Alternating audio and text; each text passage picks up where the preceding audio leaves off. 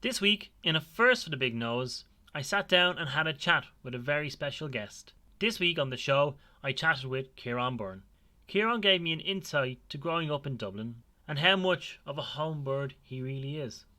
Ciaran reflects on meeting Denise with the help of live music played in his front living room by an Oscar-winning musician. But you'll have to listen to find out who that was.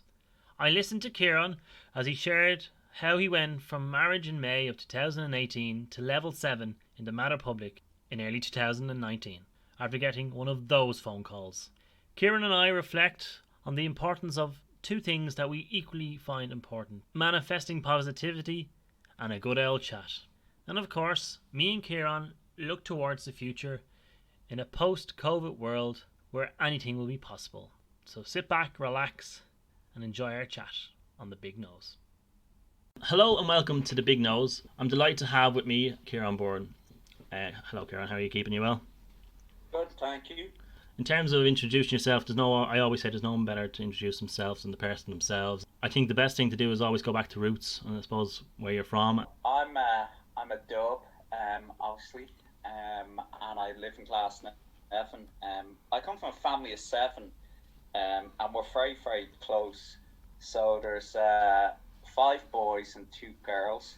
I'm the second youngest. My father passed away when I was 12 from cancer, and he was an amazing man. We were very close, and I think that closeness that he instilled in us, and my mother, what she did for us in the years that followed, and to this day, of course, has really instilled kind of those family values that are very, very important. So, yeah, I mean, I haven't strayed too far from Glasnevin, and I got a education in St. Vincent's there opposite the cemetery, and I went to college in DCU. So you didn't stray too.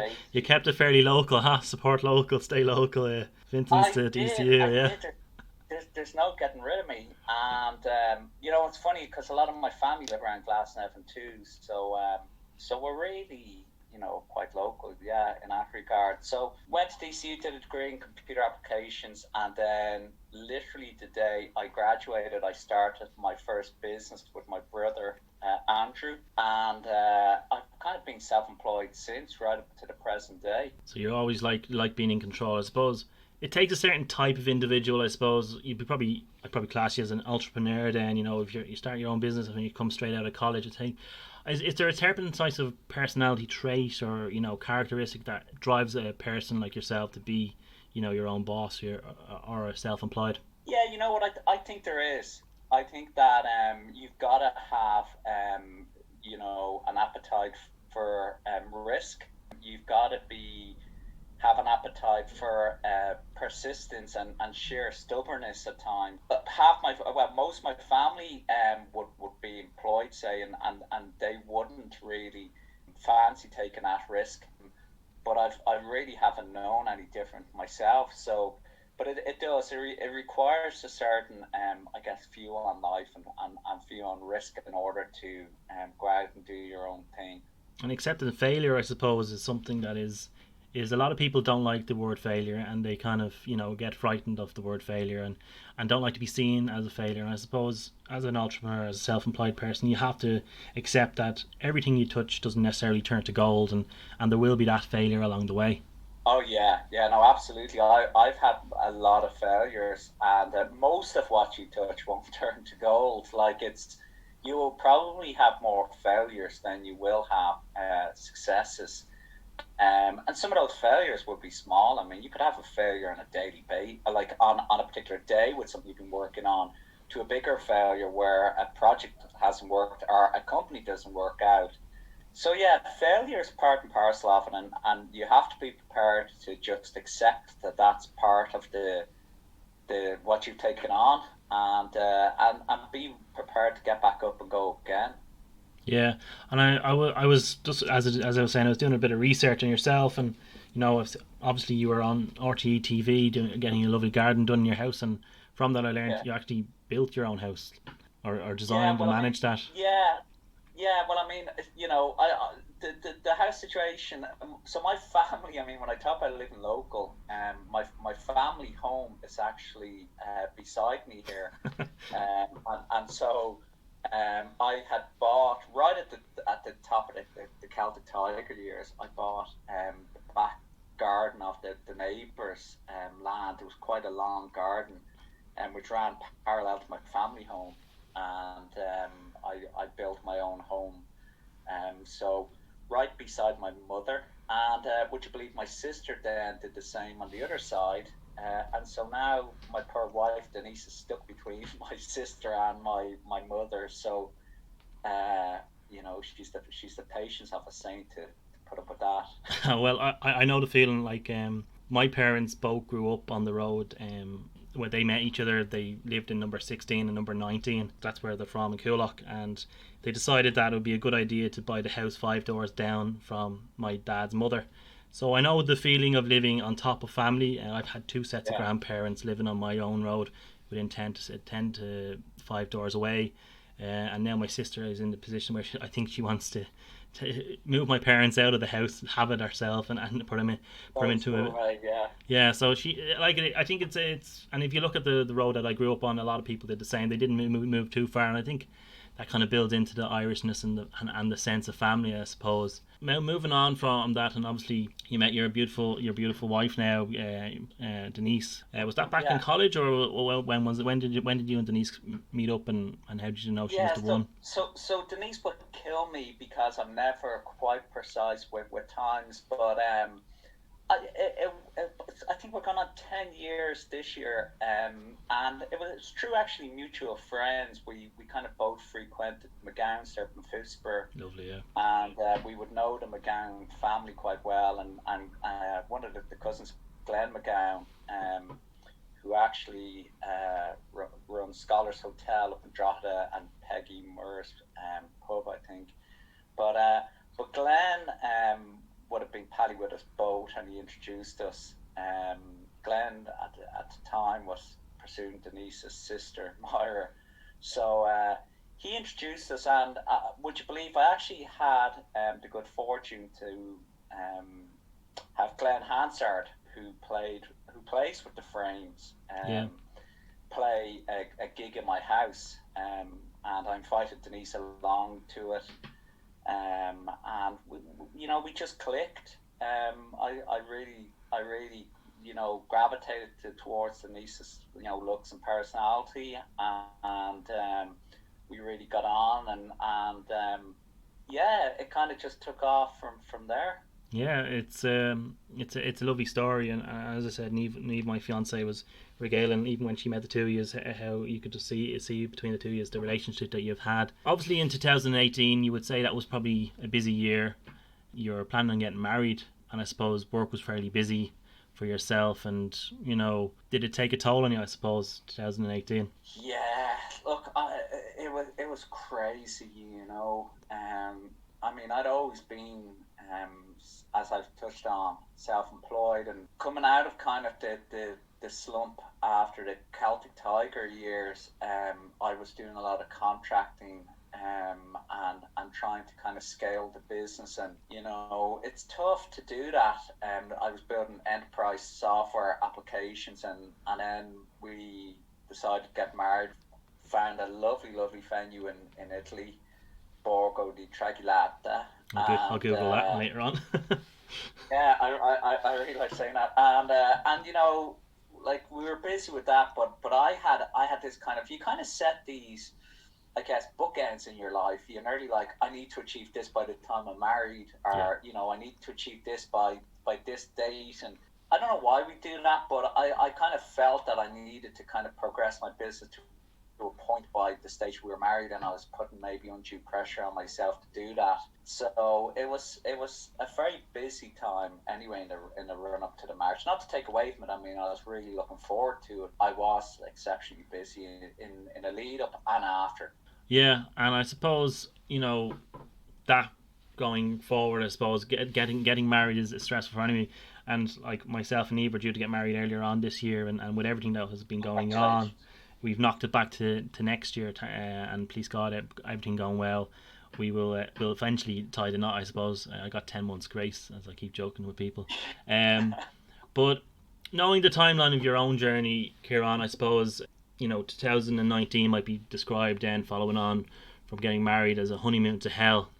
Given the next period of your life, or the next chapter of your life at that stage, I know your story, but for a lot of our listeners, they might not know your story, and I think that description of honeymoon to hell really sums up what happened to you, and I suppose it would be great if you could give us an insight into those. We got married in May the 11th. We got married, and then we had a little kind of a mini moon, as Denise called. Oh, I know that phrase. Yeah, it's been pumped out after the wedding. I think they say there's a mini moon, a honeymoon, a mega moon. Oh, and really? There's all sorts of. Oh, my God. This is what I'm told. But we went around. We had a little extended holiday in Rome, and then we kind of settled back into work for the rest of kind of 2018. And I started another business venture with a pal of mine, and we got accepted onto an accelerator program, which was very intense in the lead into Christmas. And I really just wasn't feeling well, people were saying to me that I didn't look well. I felt like I couldn't shake off one infection after another. I felt abnormally tired. I kind of had a strange taste in my mouth. I just felt like crap. And I went to the GP, and we discussed it. And at the time, I was prescribed a course of antibiotics and steroids, and I took them. I was feeling a little bit better, and I got through the Christmas period. But he said, "Look, I think maybe we'll do your bloods in the new year."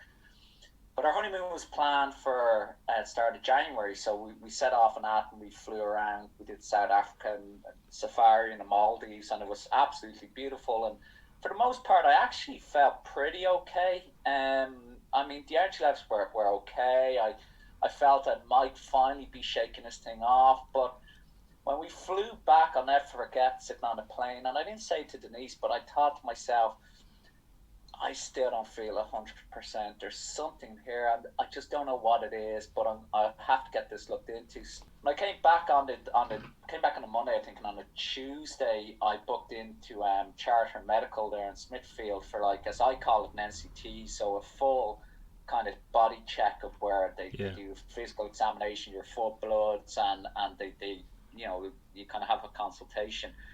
I did that, and I didn't tell. I told Denise I didn't tell anyone else I was getting it done, and I came back, and I was sitting actually in a room I'm talking to you now from, having a cup of tea, and literally 2 hours afterwards, after I got in, or 2-3 hours, I got the call from the Mater Hospital. They were like, "Is this Ciaran Byrne?" I was like, "Yeah." They were like, "This is the Mater Hospital." I was like, "What? Like, who?" Like, and it was they were ringing because my bloods had obviously gone to the laboratory there to be tested. And they said, "You need to come into A&E straight away." And Jeez. I said, "Jesus." So I hung the phone out, and Denise had overheard. She came in, and I told her what had happened. We jumped in the car, and on the way in, I started getting, and I wouldn't to that point of being quite an emotional person, but I started getting a little bit teary-eyed nearly. This had never happened to me before. And we went into A&E, and I said who I was, and they just pulled me into a private room. We were waiting around maybe half an hour. I didn't have a clue what was going on. And then this gentleman came in who turned out to be my consultant. And he said, "Look, Ciaran, how you been feeling?" And I talked to him about it. I was a bit jovial with Denise. I thought he might have just said, "I don't know, there's something minor here." But he said, "Look, Ciaran, I'm very sorry to say, but you have leukemia.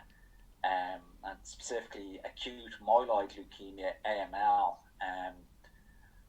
And so, I think at that moment, I just broke down crying completely, and Denise the same. And I remember I just kept saying to Denise, "I'm sorry." I think I felt really sorry that I'd done this to her nearly at that moment in time. Yeah. And he said, "Look, you asked the usual questions, what does this mean? How long have I got, doctor?"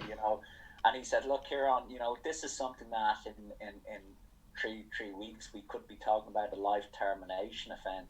And he laughs because I say that to him now, and he says, I never said that. Like, I never used that term, life termination event, but Denise is a witness. But And I but think you I know, think when you go through something like that as well, and I think you do remember specifically stuff at that time you that do, you do. yeah, you do, and and it's very clinical at that moment, and it has to be. They can't, they have to tell you black and white what you're facing, and I respect that. At that moment, I didn't, and I felt that he was being a bit cold, and I didn't understand how that this should be approached from a professional point of view. So I was like, God, you could have delivered that better, type of thing. But I said, look, I want to go home and process this. And he said, oh, you can't go anywhere. You need to Really, start chemotherapy straight away. You can't leave this hospital for the next month or so. Um, and we're working through to admit you upstairs to the oncology ward, hematology ward. And so I started ringing my family, and they all arrived. Well, my brother Andrew's in the States, and Declan was, I think, in the UK, but the rest arrived within maybe an hour. And Denise's brother arrived, and we cried and hugged, and we were all just shell shocked. And so yeah, we kind of kicked all this off, and it was a whirlwind kind of a couple of hours for you when between getting the diagnosis and the information and the fact that you weren't going home as well. Um, you oh, know, it's like I didn't have, like you don't have anything with you, no like clean pair of jocks the next day, no socks, yeah, nothing. no, yeah, nothing. So, like, and your family leave and go home, and then someone comes in, they're like, right, we're just getting a bed for you, and we're moving you on to, and I was like, oh, what? Like, I mean, is that it? And they're like, yeah, like, we have to start now, Ciaran. This is something that if we don't catch right now, I mean, it progresses very, very quickly. When the sense that, you could progress to a critical stage, I guess, very quickly. So, um, yeah, so that was it. Myself and Denise we went upstairs onto the seventh floor of the Mater Public Hospital, and I started texting people, letting them know, and we, from the word go, I was just like, look, I just want to be really open and honest and tell people what's going on here, because they're going to find out eventually, and that's the type of person I am. I kind of talk too much anyway, so I Yeah, just said, look, let's just do this, Denise, and we did. So we sat there for the night, kind of into the early hours, crying and kind of texting people and talking, and the ward was very quiet, and kind of just, yeah, I just suppose went on. looking back on it now, it was I suppose it was a hard time, but at the same time, it was nice that you had Denise there with you to have someone to lean on. I suppose. It's huge, and you see people, you think you know someone, and you see them in a different light in those moments, and even, and Denise, I saw a strength of character in her in an instant, and that I probably maybe hadn't seen before, because I didn't need to see it, and she didn't need to display it, and I saw a sense of love from Denise and from my family and from people that again, we, on a day-to-day basis, we don't maybe display that often. I know I don't, but it was just, it was incredible, and and it's kind of like a physical manifestation of that word love. It just comes to the fore, and you actually see it and feel it, and it's incredibly powerful, and it kind of sets the foundations for the road ahead. Yeah, because obviously the next 3, 4, 5 weeks were going to be crucial for you in terms of surviving and not Yeah, surviving, and that was the stark reality of it, I suppose. yeah. It's funny. My uncle said to me at one stage, look here, none of us are promised tomorrow, and it's true. And I guess it's only now that that I kind of I don't even sometimes comprehend how close I maybe came to my own mortality. At the time, I kind of, maybe as a defense mechanism, I laughed and joked, I I didn't really reflect on it. They said to me, how much of this do you want to know in terms of the chemotherapy you're going to get and the treatment plan? And I kind of just said, I don't need to know that. I can't control it. It's not going to change anything for me. I'm just going to worry about that side of things then when I don't need to, because I don't have a choice. Yeah, I suppose what helps with that situation, I suppose, as well, is the fact that it's the sense of an autopilot kicks in, that this is nothing that you can control any longer. It's a case of you have to give it over now to the people who are the experts, the medical people. And I suppose that's it can be reassuring because it takes away the responsibility in that sense, and it protects you, and you don't have to think about the mortality. You just have to do whatever these guys are saying to you.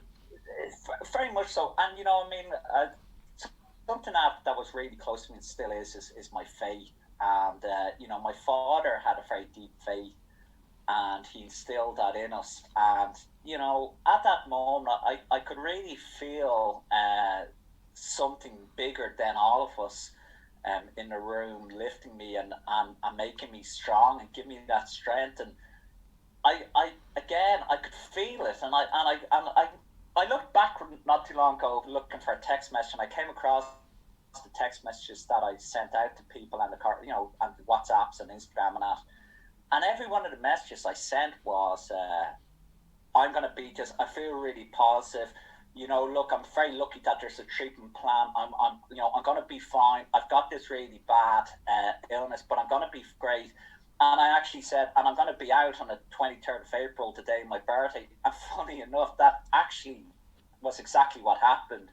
So, I from the word go, I just had this sense of strength and support and positivity, and I didn't drop that at any stage. I just looked and said, I'm going to beat this, and I just went at it. And actually what happens is that becomes self-fulfilling, because absolutely, yeah.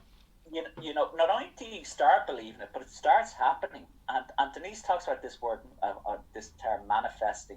Yeah, I've heard it.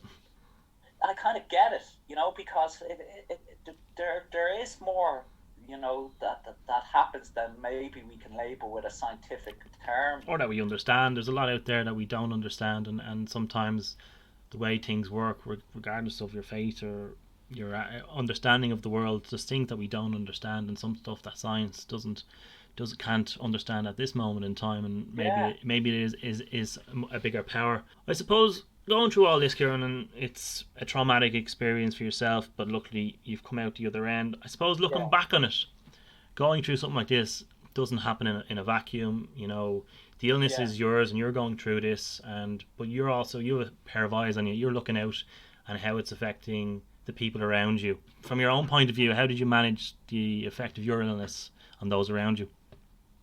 It's funny. I think that's one of the most difficult things, because I felt like I could take the bullets, but to see those around me hurt, that really hurt. To see Denise sleeping on the floor of the hospital, my newlywed wife, to know that my mom was at home on her own, upset, that really stung. And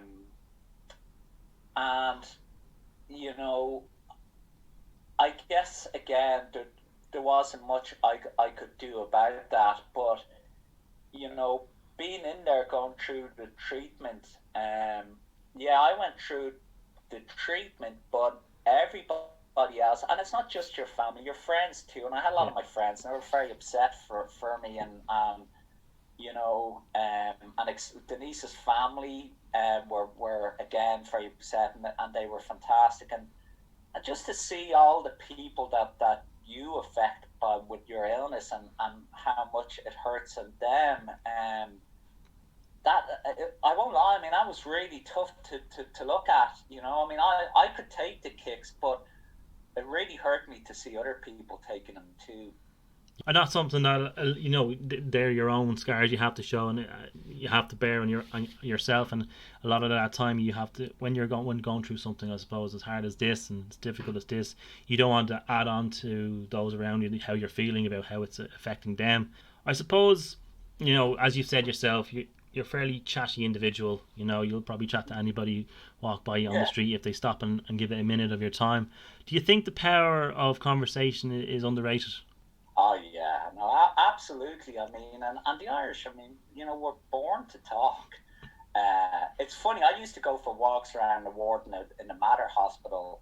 Not so much James's because I was in isolation, but in the Mater, going through my treatment, I go walking, and I'd nearly see the nurses duck into the rooms. That I got to the stage because I was talking so much. I'm busy. I But I need to pop still. in. I pop in. I say hello to their patients. I'd say hello to their people, and I remember when I was in school, an English teacher one time talking about conversation, and he said, when you're walking by people, don't just say hello. Say, hello, how are you? Hello, nice day. Expand the conversation a little bit, and I love engaging with people. I find, like, no matter who that is, and I get huge benefit from it. And I try these days to listen more to other people, Yeah. to take on board as much as I'm giving out in terms of my talking. Uh, and it's fantastic, and no matter race, sex, or creed, or everybody has a story to tell, and everybody is going through this same life, and the more we support and talk to each other, the easier it becomes. And it does. Absolutely. There's no disadvantage from talking to people. Yeah, I think that's one of the biggest takeaways I've had from the situation we find ourselves in. I would have been a fairly, how would my parents best describe me, reluctant chatter when I was younger, but as I grew up and I developed kind of, I started working in hospitality, and I kind of found my chatty side, I suppose, later in life, and I'm enjoying it now. But I think, as you said, listening is also as important sometimes as chatting, and you never know who you're talking to, or what a hello or a how are you, or acknowledgements of I, somebody. it's funny. I think I probably got it from my mother because she talks nonstop. I've been in a room with her where we're talking, and then I stop and I'm distracted, and she's still talking, and she doesn't realize she's having a conversation with herself. And Yeah. I'm like, you're actually answering your own questions. Like, she will talk for like an eternity, and she's got opinions and everything, and she just loves it. And it's sad because in the current COVID world, I pop into her, and I'm the only one allowed to pop into her. My sister actually sometimes can pop in too, and she'll say to me, Ciaran, you might be the only person I've talked to today. Yeah. And, and that's coming from a family where we're very close, and that doesn't happen that often. Most days, some of the family beyond. But when I think about the people who don't have someone to talk to, I don't know, that's soul destroying. Yeah, it is. It really is, and I think it's come to the forefront in the current times that we live in, I suppose. Looking back, and I suppose you're on the other side now of your leukemia battle. That period in your life, um, fighting leukemia, coming through what you had to come through, and all that it entails. What did you learn about Yeah. yourself as a person? Yeah, I so the leukemia wrapped with the not wrapped up. God, the leukemia journey kind of, I guess, ended with the transplant, stem cell transplant that I received my brother Jude, and at that moment in time, it was kind of the first moment where I was on my own because Denise and visitors weren't permitted as much. It's a very sensitive time for your recovery. And so it kind of did give me that moment to reflect back in life. And there were a few different things that I learned. One, it definitely deepened my faith. And actually, I felt it connected me more to my father, who, you have to remember, passed away when I was 12. Yeah. I got a sense of what he went through because, he passed away from cancer. And I felt like, I had won, and maybe I'd gotten revenge on it, if on the cancer, if that makes sense. And I felt like I connected with him in that regard. I think I learned that, I'd always put work to the fore, and at the detriment of maybe in the past of some relationships and friendships and moments in life that, I should have savored more, be that holidays or family occasions. And what I came to realize was that all of us are dispensable to work. And by that I mean, like, the work will go on when you're gone, and you'd be amazed at how quickly it'll move on. But your family won't move on, and your friends won't move on. And the people who love you won't move on. Denise and so on.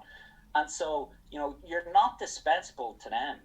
You're really, really important to them. And we don't appreciate that enough. And it's funny, myself and Denise only went for a walk there yesterday, and Denise gone about how busy she is and how busy, I was talking. I said, Denise, the most important part of your day is right now, walking with me. I said, in this memory, I said, the work isn't the important part. And we forget that sometimes. Oh, we're all totally guilty of not staying in the present. I think the lockdown gave a lot of people a perspective of the present, and we all enjoyed the novelty of it. But I think for a lot of people it has waned. But I know personally, my own personal circumstances, that I was like yourself. I was working. I had missed weddings. I was supposed to be at certain special events, and work was hard and was busy, and I prioritized that, and I felt, and those around me could see me changing as a person as the work got on top of me, and when I left that job, I was a completely different person, and I felt a lot of people said we have the Pierce back of old. And I think staying in the present and having that mindset, and looking and trying to enjoy, be it a walk on Portmarnock Strand, a disaster with someone putting the blender on in the kitchen and the soup going all up the wall, they're the funny stories that you'll look back at, and you'll have, Yeah, and a lot of people have got a sense of that with COVID, a kind of the ability to reassess their priorities without having to go through the horrible stuff that I went through. And I've said that to my brothers and my sisters. I've said, you've got that moment to reassess, and lucky for you, you didn't need to go through cancer to realize that. You're happy and healthy, and it's giving you a different perspective on life. But we really do get our priorities wrong in life.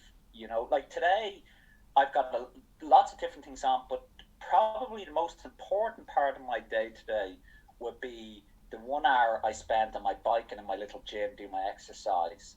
Apart from spending time with Denise and that, but the one activity that's in my diary as such. Yeah. And in the past, I would have been, no, well, I have to get this project and I have to do this, and then at the end of the day, somewhere I'll fit that in, and so the big thing about about leukemia was it enabled me to reassess just what's important in life, and it's those things that I mentioned. Yeah, I suppose then obviously you had the transplant, and then you were probably looking at 2020 to be a brilliant year. Yeah, I've got the kitchen pass to do whatever I want. Absolutely, nothing. I've come through AML, and I've come out the other side, and 2020 is going to be my year. I'm going to travel. I'm going to do everything I want to do. And you got a new lease of life, and then boom, March came along, and we were down in lockdown. And I suppose I think you became very vocal, and your perspective and your viewpoint was quite strong in terms of how people weren't taking this too seriously at the start, and it developed. Yeah. I mean, look, I often say to Denise, if you don't stand for something, you stand for nothing. And that's a contradiction in itself. But what I mean by that is that too many of us are afraid to have an opinion on something in this day and age. And the only ones who tend to have opinions tend to be people who are more radical views, say. I don't mind mentioning like anti-maskers, for example, and and so these people kind of beat their chests or beat their drums and march down our streets, and we're afraid to kind of give a counter opinion, and we kind of say, don't say anything, don't,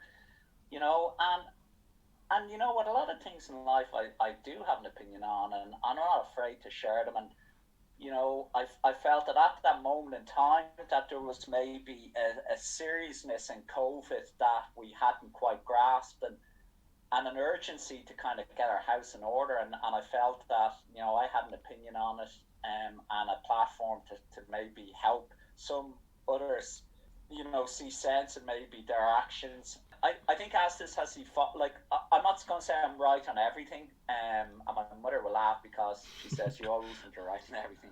But I feel that Astis has evolved, and we've all needed to adapt in different ways. And some of the things I've said might be proven to be wrong, or some of the things might be right. And it is something that is evolving. Really, all I was trying to do was show support to a national plan to get through this, regardless of if maybe one or two elements of that are incorrect. I think inaction is worse than no action. Inaction is worse than taking action and making the odd mistake. Exactly, and I think as you said, this virus is ever developing, and given the information at the time, you make informed opinion, and you do what you think is right. And if coming down the line and with more information things change, then as long as you don't get dug into it and get entrenched in that situation, you can reflect and change your approach. But I think Absolutely. I think the way you were communicating is it's a case of we all live in a society. We're a small island, and what we might do or how it might affect us might necessarily be bad for us, but the knock-on effect on someone else in society who might not be as strong or as resilient as you are, will be bigger. Yeah, I mean, I had a lot of people contact me privately who were in that situation, and they said, thank you for giving us a voice. I've been fortunate to form some very deep friendships with people who went through what I went through, and people who are going through what I went through, and other similar types of or other illnesses or hurdles in their life. And I've been very fortunate to form friendships with these people, and I felt the need to stick up my hand and say, hey, look, I have an opinion on this, and it's important that it's heard. um, and I guess that's what I was doing, and that's what I'll continue to do. And I think it's important because, as we said earlier on, you're a chatty individual, so that might give you a bit more confidence to speak on behalf of people who, might not be as confident to say, what, I agree with you, Ciaran, but I'm not going to put my hand up, and I'm not going to put my head above the parapet and get the kickback, because they might not be as strong, or resilient as you. There's absolutely there's personalities. Some people are more introverted. I'm probably more extroverted. You're absolutely right. I mean, not everybody has the inclination or the ability to do that. Yeah. I suppose looking now, we're coming into once Halloween is over, we're looking into Christmas and 2021, and the news and there's positivity about a vaccine coming towards the end of the year and maybe into the next year, and please God there's developments with the pharmaceutical companies on that. But looking at a post COVID-19 world and a post COVID-19 Ireland, what would you most like to achieve in the next chapter of your life? God, that's an interesting question. So I was in recently for my checkup with my my consultant, and she was talking to me. We were chatting about things, and she was like, "You're doing great," and we were looking at my hair, and I was going, "God, it's a bit slow coming back," and I said, "I feel so kind of shallow saying that," and she said, "No," she said, "You know what, Ciaran?" She said, what happens is when you get ill, you kind of say, I'm lucky to be alive, in the early days of this. She said, but now you've progressed, you've moved on to where you're saying, where you want the other things that people want in their everyday lives, be that I wish my hair was a little bit thicker, or, I need to lose a bit of weight. And so I thought that was a lovely way of kind of expressing the point that I'm ready to put behind me, and what 2018 2019, what it represented, or what I went through. I don't feel the need to hold on to it moving forward. Myself and Denise have a family plan. I mean, if we're lucky to have children, I think that would be where I'd see the next chapter of my life moving into. I think that I've certainly changed in my approach to my work-life balance. I hope I can keep that up, and just invest in my marriage with Denise and my family and my friendships. And I'm very positive and optimistic that this is all going to end soon. I'm a big believer in science and in vaccinations. And I believe that we're going to get back to a normal life. And I think the world might be a better place for it. I've like everybody else, I've the same dreams now. I've moved on from saying I'm lucky to be alive, and now I'm kind of a little bit more. I want the things that everybody else wants, and I say that in a really positive, way. So yeah, looking forward to 2021. And me too. I think that's a really positive, and it's probably the simple things in life that we need to look at and achieve those in the next year, I suppose. Ciaran, thanks for joining me here on the Big Nose podcast. I suppose my big nose was stuck into all your business today, and I appreciate you giving your time across. And I wish you the very best of health for 2021 and onwards, and to you and your family as well. Thanks for joining me. You too, Piers. Thank you.